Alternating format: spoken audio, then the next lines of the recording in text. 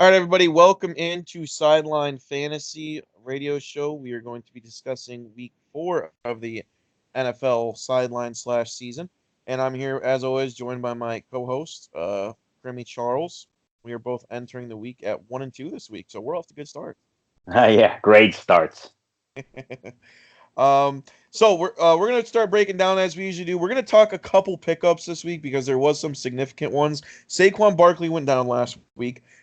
Kyle doesn't use a whole lot of points usually. I thought Kyle might try to go after him to kind of replenish the fact that Saquon Barkley went down. But Dave, our buddy, spent 41 points on Gallman. I know anytime there's a starting running back out there, they get snatched up like a sea of piranhas. Um, but was that a little much? I mean, I don't know what anyone else spent. I don't want to say it was as much as 41, but who knows? It could have been. Yeah. 41 to me is quite a bit. I understand like it's a running back and it's tough to get running backs later on in the year, like especially starting ones. But for a guy who's behind Saquon and Saquon is only projected to be out for 4 to 6, yeah, they can be significant. But I did see a report today that Saquon's aiming for an early return. So if he comes back 2, 3 weeks from now, that 41 points is wasted just because you only got 2 games out of this guy. Yeah, and I can see the importance of it because of the Eckler news, or I should say the Melvin Gordon news. It's going to be interesting. I mean, we're going to take a look at Dave's team when the time comes and how that move is going to affect him. But, I mean, if he can get 4 or 5 starts out of Gallman, it might be nice, but we'll see. Daniel Jones is picked up by Peter. He is going to roll with Daniel Jones. We're going to talk about another trade that happened later that could kind of have another added benefit to this. He still has Baker Mayfield on his team, but he did go out there and get Jones. Didn't spend a ton on him. Threw out 8 points. What do you think of that? Is he going to do well moving forward? Yeah, I don't know. I mean, I feel like last week was kind of something that it wasn't like an anomaly. It wasn't like a fluke or anything like that. But like the matchup here is solid.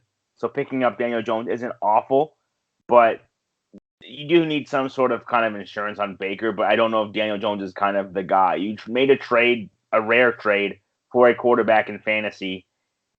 I think you have to either like that guy have to roll with him every week, no matter the matchup, or kind of go. I don't know. It's a weird move to me. Not awful by any means. The Daniel Jones matchup is, like I said, very good this week. But to trade for a quarterback, to play him for one game and then to bench him the next game, I don't know. I know it's Baltimore, but like still. Yeah, it's a tough one. I will say the Philip Dorsett. I was surprised he was nabbed for only 6 points. In the two in AB played game 2 against Miami. In the two other games, Dorsett has 23 fantasy points and 15 fantasy points. I would have went after him. I just didn't know necessarily who to drop. I'm surprised Chad got him so cheap. Do you see Dorsett being someone that's pretty beneficial down the line? Yeah, for sure. I mean, that offense has so many pieces to it. So getting a piece of it for 6 points is not bad. I mean, that's the reason why I still have Rex Burkhead on my team. Not that that guy, someone who can be, a substantial player right here, right now, but with that backfield, somebody gets hurt. Rex Burkhead's always that guy who gets fed that work. So having a guy in the piece of this offense, no matter who it is pretty solid. Dorsett especially. Right, for sure. You grabbed Allen and Beasley for 2 points each. Top 10 quarterback in Allen right now, so we'll see how he does for you. Just the last couple ones here. Were you surprised to see Matt Breida dropped in the middle of the week? Oh, 100%. I understand where, Peter came from to a degree, but to drop Matt Breida after trying to move him for what you trying to move him for at the same time, just feels like to me you could have traded him away and, let somebody else go along with Breida to get a certain player, and then you're not in that hole anymore. You have to drop anybody. You're kind of just you're getting something out of it at that point. To me, this Yeah. was weird. Yeah, and I picked him up to kind of pair him with Coleman and see which one gets the hot hand, which could be beneficial for me. I just got to survive this week, but we'll talk more about that later. Yeah, and then I dropped AP. And we're going to talk about my trade, like I said in a second. I would not have dropped AP if this trade went down earlier because it was a 2-4-1 trade. I had to drop him. Went back to go get him. Wake up this morning. Jay put 27 points on Peterson. Thoughts on that? That is a lot of points, man. That is a lot of points. to go through and grab Peterson, just because like a guy like that, like it can be good, beneficial for sure, but 27 points on a running back that you can probably use this week, and who knows if you can use him moving forward. That's a big chunk of your budget off jump. But this is now week 4 where budgets are now lowered. Like that's a big chunk of change. Yeah, and I understand people like going all in on some guys because they don't know how many guys are going to pop up later. I mean, I'm down to 40 points, which is the lowest in the league. He's down to 45, but I don't know. It's interesting. We'll see how it all pans out. But let's move on real quick to the trades that went down. There was a lot of trade talk yesterday. I've kind of noticed that in our league over the years that sometimes there's one trade that happens. There won't be a trade that happens for 10 days, and then all of a sudden, boom, boom, boom, trades. In fact, there was not any trades for 18 days in this league since week 2. The last trade that went down was the Peter trade with Beckham, Mayfield, Evans, and Jeffrey. And then all of a sudden, a couple trades pop off yesterday. First one that happened was between me and Tyler.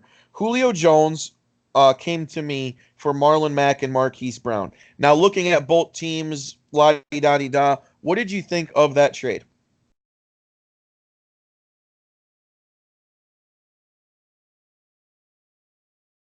You still with me, Crammy? Yeah, sorry about that. I You're can't good. say it's a bad deal for either team. Obviously, getting Julio Jones is more beneficial to me just because if you have the depth to give up for a player like that and you can grab him, the upside is through the roof. But to get Marlon Mack, who only drawback is he doesn't catch many balls, it's fine. Like that team has been rolling to the point where even without luck, where Marlon Mack is successful, and he can be.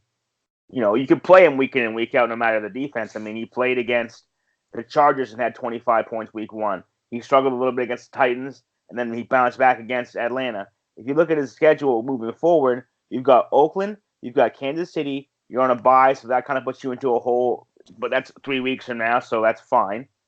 You have Houston, Denver, Pittsburgh. Those are your next 5 games. 3 of those games are against teams who don't really depend on run very well, so he can carry the load there for sure.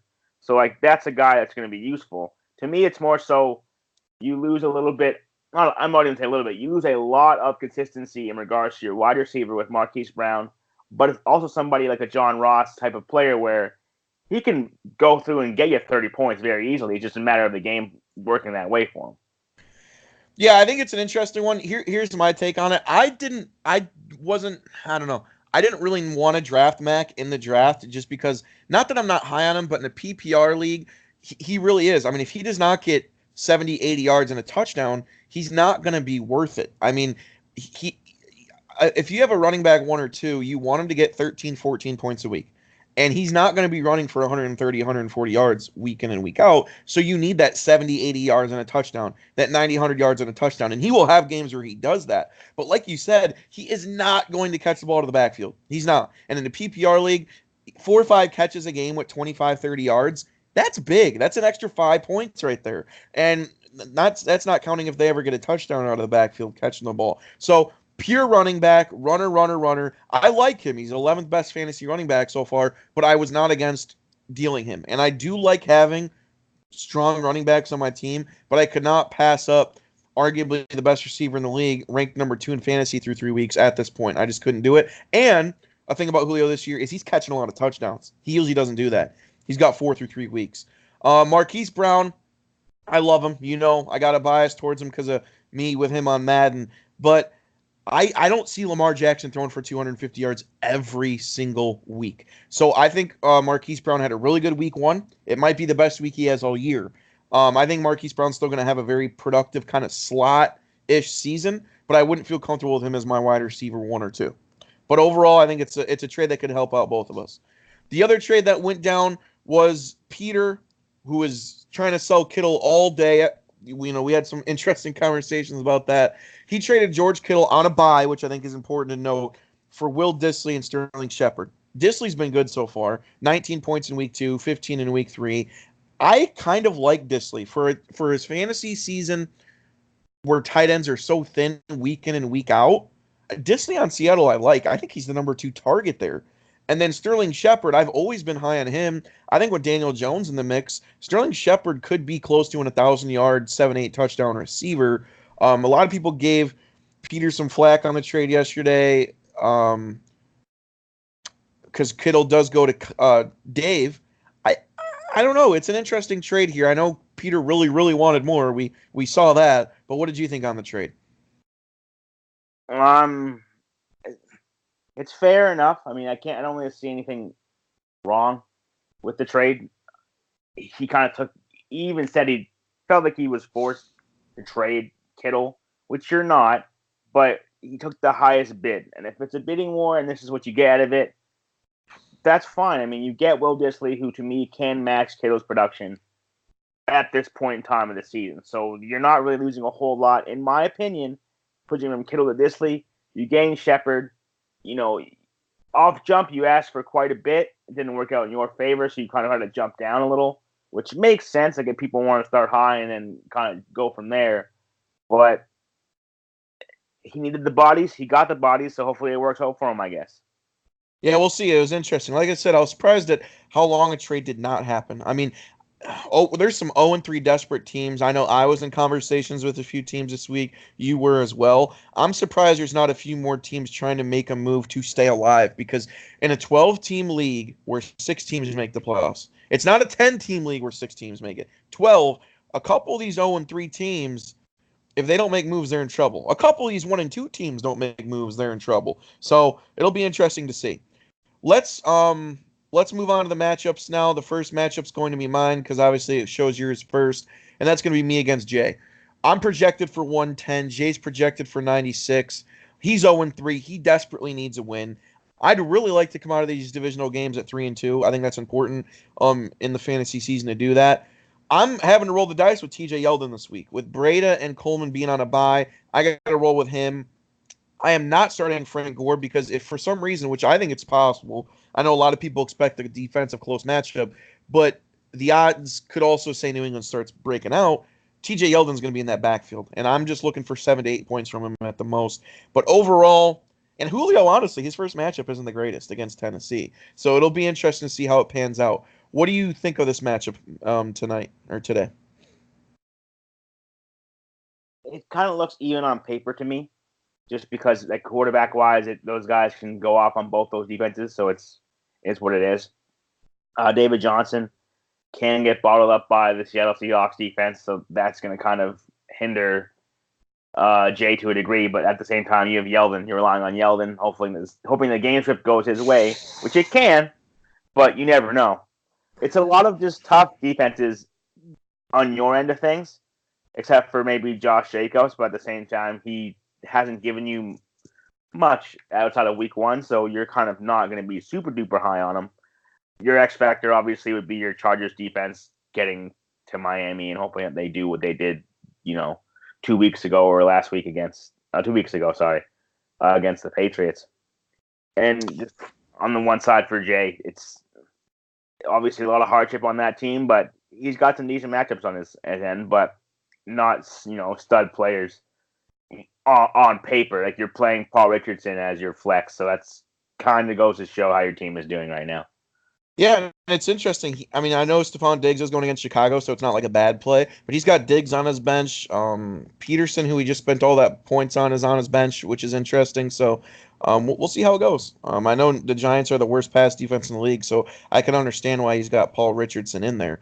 But we'll see how it plays out. It's going to be an interesting match. I was projected for a lot of points last week, and we saw how that panned out. So screw these projections. Next matchup's going to be the Brady Bunch versus Chop Squad.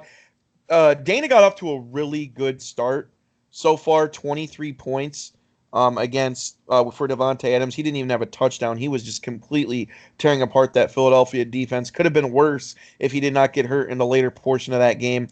I've been kind of saying it the last few days. I don't know how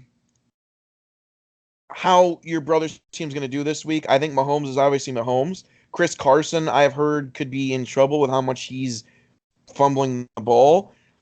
Todd Gurley's not the Todd Gurley we know. He's been doing okay, not the greatest. Jarvis Landry going against Baltimore. Duke Johnson, I mean, Carlos Hyde's been getting a lot of the touches there. Duke Johnson hasn't been that great. And especially with Dayton start and him being arguably the best team in the league right now, I think your brother faces an uphill battle today. Yeah, I mean, it's obviously tough to sit here and say he's not, but at the same time, we need to see a Gurley breakout game. I think we can see one today. So there's a good chance that Gurley kind of gives him what he wanted out of the first kind of wave of things when he picked him. His team, again, it's not bad. Tough matchups all around for the most part. His flex needs some work. I don't think Duke Johnson is kind of that guy you thought he was going to be at the beginning of the season just because Carlos Hyde's been taking, those reps at running back and taking the carries away. And on Dana's end of things, his team is pretty stout. I mean, the matchup wise are pretty good. Obviously, Thursday night gave him a hell of a lot of points with 23 points from Devontae Adams, so Trey Ye is in a hole for sure. It's going to be tough to climb out of that hole, but I don't think it's impossible. Yeah, I mean, by no means is it impossible. Trey's 2-1 to this point. He's projected for 99 points, which is a little bit on the lower end for a PPR league. But yeah, it'll be interesting. I just think matchup wise, it's tough for him. It is going to be a little bit tougher for him today. I think Dana's got some all right matchups. Russell Wilson against Arizona. We saw what Russell Wilson did last week. Now he gets to go against that Arizona defense.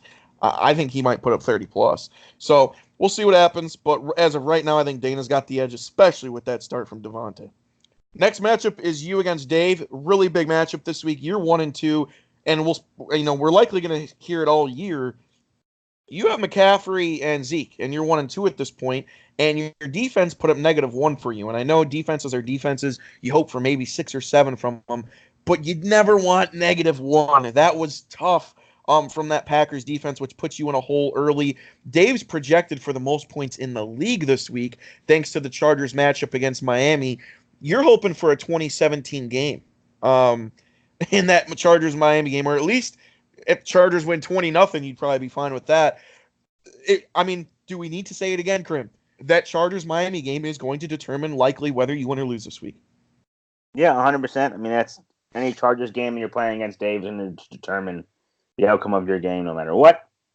So I'm hoping that they kind of either slow down and kind of get caught in some sort of trap game, or that Rivers just goes off on his own, gets them up to a point where they can then just run it out with Melvin, get him some reps, let him play it out, and Eckler can kind of just take a backseat at that point. So it's going to be tough, obviously, but again, we've seen Miami, obviously not this bad of a team, but we've seen Miami go out and stifle guys like Tom Brady. So if they can stifle Brady, they can stifle Rivers. And I'm kind of just relying on that at this point, because if they can do that, my guys can hold their own.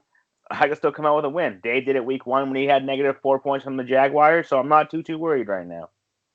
Yeah, no doubt about it. It's going to be an interesting one. Like I said, Dave's projected for the most points this week. I think Rivers is projected for 17, which is actually a little bit on the low end, but Eckler's projected for 19.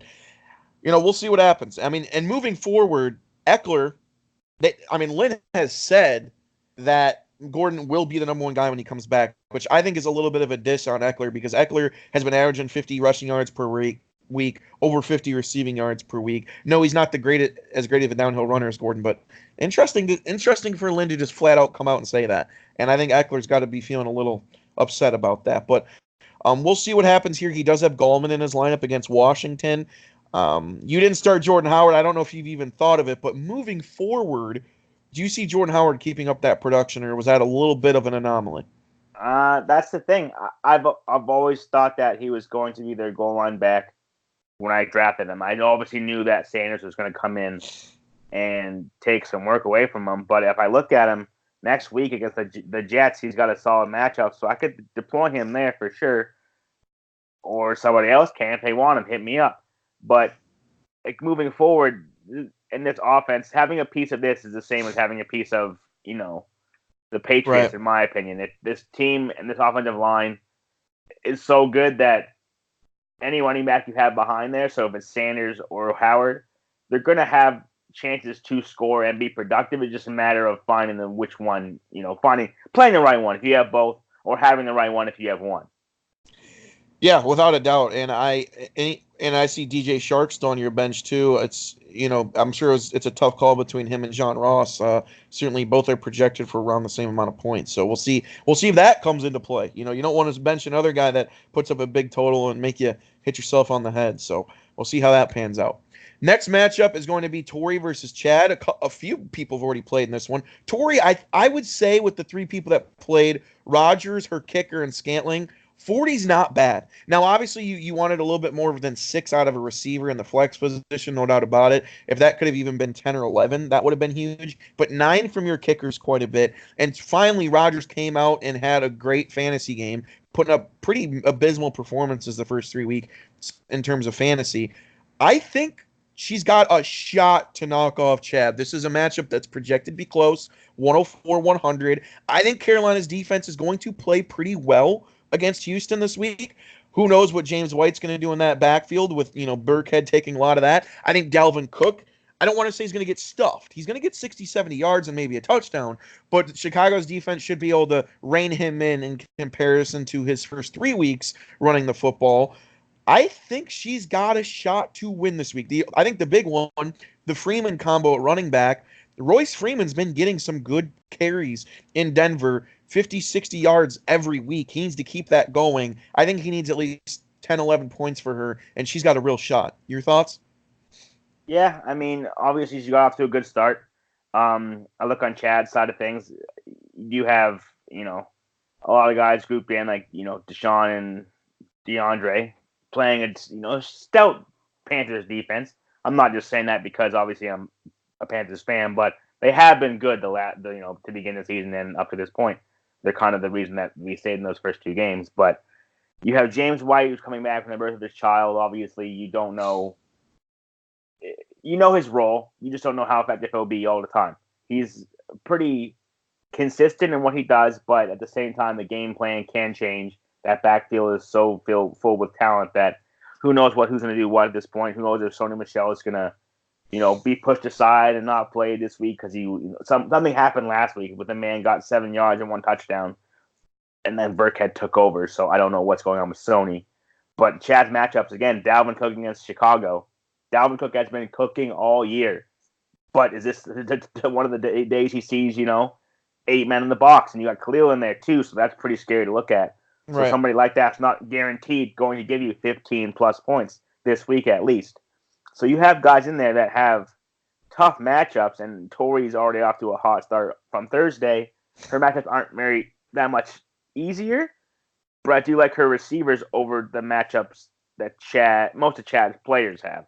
So if Cooper Kupp can do what he did last week, and Robinson can kind of continue what he's been doing, she's got a good shot. Yeah, and Ertz got 10 points. And again, most people out of their tight ends would say, not bad. Ertz, you want more. I mean, I'm sorry, you want more from Ertz. You want more from Kittle. You want more from Kelsey. You want 14, 15 a week from them. I think she should be pretty happy with Ertz only getting 10. Another thing to think of, too, is T.Y. Hilton is not going to play today, or he's listed as doubtful. And usually when you see that D pop up, they're not going to play. That sounded a little weird, actually, when I just said that myself. I shouldn't have said it quite like that. But Golden Tate also is coming back next week from suspension. And like we mentioned earlier, Philip Dorsett got picked up. So Chad's going to have some reinforcements coming soon. So if there is a week to steal it, it'd be this week. So we'll see if the O can go for Chad. Next matchup is Dak Street Boys, Rob versus Kyle. I think this is a big matchup this week. 2-2-1 teams. 2 teams that are looking to be atop of that division possibly. Rob's projected for 112, Kyle for 104. Kyle had his quarterback go 20 points from Wentz, ain't bad. Not many passing yards, but he did get those 3 touchdowns, which is huge. Matchup wise, what are you thinking right now? I think Kerryon Johnson might have a little bit of a breakout game against KC. I think that Carlos Hyde against Carolina, that'll be an interesting one. Hyde's not been bad. He's not gotten in the end zone, but 80 yards, 90 yards, 8 points last week. Only 19 yards and a touchdown, but Godwin's questionable. We'll see how that affects him. But overall, again, interesting matchup. This is really one of the closer ones of the week, and I think one of the bigger matchups of the week. No, 100%. I mean, to me, it comes down to Sunday night and Monday night for Rob, because he'll know where he stands once the 4 o'clock games are finished. Then he has Dak Prescott, James Conner, and a kicker to go. So if he can stay within range of um, Kyle here, I think he's got a good shot to do it because James Conner has been abysmal this year. He finally plays a team that can't stop the run very well. So hopefully he can take advantage of that, and that team gives him the opportunity to actually shine. But he's also got Derrick Henry in Atlanta, who again haven't been able to stop the run very well. Lost Keanu Neal last week, who was a big part of their defense. He too can also kind of set the tempo at 1 o'clock and kind of outscore two or even three of Kyle's guys in regards to Carlos Hyde and somebody like his kicker and defense, whatever. But like their matchups here are good. Kyle's receivers scare me a little bit only because Godwin's questionable and playing the Rams. Woods obviously has been consistent, so you can't really go wrong there. It's going to be close. Obviously, the projection here says Rob wins by 8. I feel like that's probably about right in regards to projections. I'm not going to say which way it's going to go, but it's going to go one way very closely. Yeah, it's funny, too, because Rob only has 2 guys playing in the 12 o'clock games, Derrick Henry and Ingram. Kyle has everybody except for Godwin and his kicker and defense. So I think we're going to have a really good idea of where this matchup, or and Woods, sorry. But I think we're actually going to have a pretty good idea where this matchup's going to go after the 12 o'clock games because Waller, Jones, Hyde, and Johnson are playing. They need to put up some points. I mean, they have to. You could argue they're the weaker spots of his team right now. I don't want to say Waller, but Godwin and Woods are obviously he's hoping you're going to get him the bulk of his points this week. Johnson and Hyde, Waller and Jones, they need to put up some points in those 12 o'clock games. We're going to have a good idea of this matchup after that for sure. Last matchup, Peter versus Tyler. I've said I think this is one of the bigger matchups of the week. Peter is trying to stay alive. He's 0-3 in a tough division. Tyler's 1-2, got a big win last week, and we liked both of these teams coming in the year. Now we mentioned Mike Williams is out for Peter. Gallup's out again. He's not starting Baker Mayfield. Darrell Williams, he's not starting despite him getting 13 points last week in that Kansas City offense. He's gonna roll the dice with Daniel Jones, Sterling Shepard, Disley, all 3 new guys this week. Curtis Samuel against Houston. Beckham against Baltimore might get shot down a little bit. I think Montgomery against Minnesota, that might be a tougher matchup. Honestly, right now, although he's projected to lose, I somewhat like Tyler's matchups a little bit more, although I think both teams are playing pretty good defenses. Hollywood going against Cleveland, Philip Lindsay going against Jacksonville. Really, really big matchup this week. I think Kamara against Dallas could be the difference. Yeah, I mean, that's going to be the difference. I don't really see anybody else on Kyle's team that I can look at and say, that guy's getting 15 plus easy. I feel like his best bet outside of Kamara is Shepard or Disley, the 2 guys he acquired in that trade just now. Or just now, meaning last night. But your 2 newcomers are going to play big roles for your team. That's what you wanted to make in this trade. You wanted to grab guys that can play for you. I'm hoping to trade somehow, some way, bites Dave in the ass because I needed to do that. But I mean, this is going to be a close matchup, and one of these guys has to then take that step forward. Whether it's Peter getting back into the mix and knocking Tyler down to his 1-3 spot, or Tyler getting that 2-2 start into those first 4 games and kind of moving forward after that. I feel like if Tyler does that and he moves Julio and then kind of gets Mac and Marquise to carry the load here this week, I mean, his team's has new life in it now. Yeah, no doubt about it. And here's the thing too, and you can't. It's hard starting off 0-4 or even 0-3 in any fantasy season, regardless of if it's division play or not. But starting off 0-4 in division play you just can't do it, because if you start off 0-4 in division play, you're 3 or 4 games back of a playoff spot already, and all those teams have a tiebreaker over you. So even if you catch up, not only do you have to tie them, you have to pass them. So starting off 0-3 or 0-4 in a fantasy league like this, where the division games are played right away, that is tough, which is why I always want to come out of these first 5 at 3-2. And that's why I'm, again, I don't want to dive too much into trade details, but these 0-3, even 1-2 teams, and 1-2 you could probably get away with it, right? Because you're only a game out of the playoffs. But these 0-3 teams have both made a move this week. I mean, they both needed to make a move. They both had to. Jay obviously spent a lot of money on Peterson. There's been talks of trades that he's turned down between a couple people, which I think he could have accepted. That would have helped him out, but he's rolling the dice. His team on paper looks good. I mean, if you look at that team from the start of the season, it looks good. Another thing is, Peter's team in the beginning of the season, it looked good on paper. It's not panned out. I mean, if you told him that Daniel Jones would be a starting quarterback by week 4 in the beginning of the season, he would have called you crazy. But here we are, and that's fantasy, and that's why we love it. So, any last thoughts before we wrap up here, Crimmy? No. I mean, a lot of big matchups here. Obviously, we'll see how they shake down within the next 2 hours. But this is the week, fellas. This is the week, and Tori. This is the week where you're going to have to see where your team is at, where you stand once this game is over, and you got to make a move or don't make a move. Stay put. This is where you have to fix things. The first 4 weeks you can get through with losses. Anything after this week, it's going to be tough to recuperate from anything. Oh, so sure. You're going to have to make some decisions here. Yeah, without a doubt. And like I said, those teams that are 0-3, I mean, me and you at 1-2, we lose. And if a Trey wins or a Dave, you got Dana, we could be 2 games out. I mean, and you got to think this is a 13-game season. Being 2 or 3 games out with 9 to go might not sound like a lot, but that's a lot of uphill battle you got to climb. So, I mean, teams that are 0-3 are definitely in quicksand, and they're sinking fast. Both need wins.